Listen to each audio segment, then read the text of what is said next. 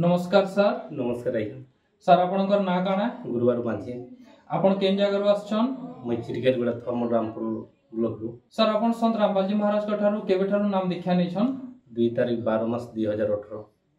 संत रामपाल महाराज कठारु नाम दीक्षा नेबा आगरो आपण केन केन भक्ति साधना करूतिले? आगे करूथिलु आज्ञा।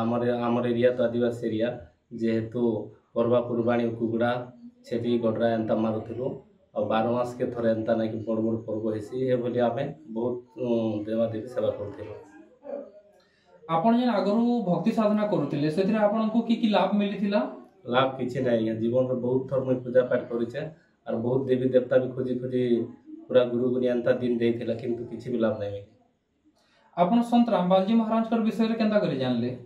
मैं जानले हमर रामपुर बुधवार बाजार अच्छे से बुधवार बाजार रे ज्ञान गंगा आमर किसी भगत माने सेवा करूते हेन ठार मैं पुस्तक पाई आ पढ़ली हेन जे गोटे मनीष बंचबार लगी हेले कि भल निशा मुक्त हेबार अच्छे कि रोग बेमार भल ही रहबार अच्छे बोले जे गुरुजी शरण रहिले ही भल रही पारमु बोली लेखा अच्छे देखली आप नाम ले।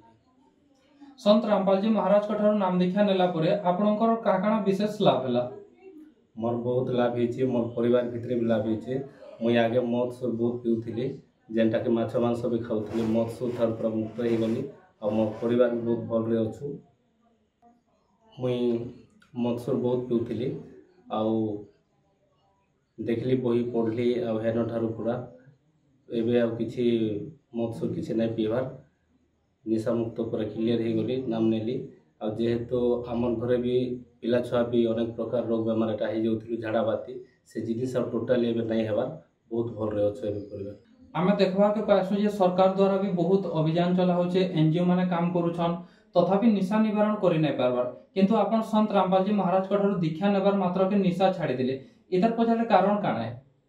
कारण हमर मालिक रो कारण जेहेतु बहुत माने दया अच्छे आमे बहुत चेष्टा कलु अनेक प्रकार भी मत सुखी भी नहीं छाड़ी पारी किंतु गुरुजी नाम नेला परे बहुत खुशी रे नाम आमे निशा मुक्त ही पारलु बहुत खुशी रे भी रही पारलु। आपण निशा मुक्त हे पाले आपनकर पारिवारिक सुख सुविधा मिलला आपनकु आउ काकना लाभ मिलला किछि?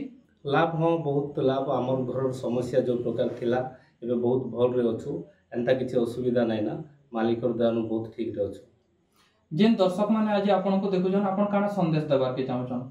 से मान के मैं संदेश देबी कि जेहेतु मोर भलिया जेन प्रकार भाई मन असुविधा रे अछन और निशा जेन प्रकार पी करी बा देवी देवता जेन पूजा करी कर अछन बिना एते खर्च कले भी किछि काम के नै जेहेतु से मान कहबे आज मोर भलिया गोटे हरियाण हिरो थिबा व्यक्ति आज स्वर्ग रामपाल जी शरण रे गले भल ही रही पारबे बोली से मन के मैं अनुरोध करबी जे नाम नेले भला।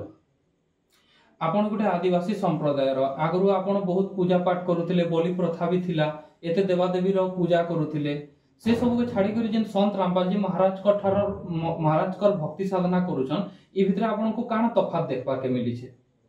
मिलवा के बहुत एटा मिली छे यहाँ जेहेतु मोर व्यक्तिगत जेटा मोर शरीर पाई भल हिचे मोर परिवार पाई भल हिचे आउ जेनता कि मोर सुख शांति राम रही पारछु से जिनिसटा मते बहुत भल लागे छे। जेन माने संत रामपाल जी महाराज कठारु नाम दीक्षा नेबार के चाहेबे से माने केना करी संपर्क करि पारबे? से माने जेहेतु हमर गुरुजी चैनल अच्छे संध्या 7टा बेले जेन चैनल देसी जेन हल्दिया ये देसी से नंबर हेन दिया से नंबर रे कांटेक्ट कले हेन नाम नै पास। धन्यवाद सर। नमस्कार आज्ञा।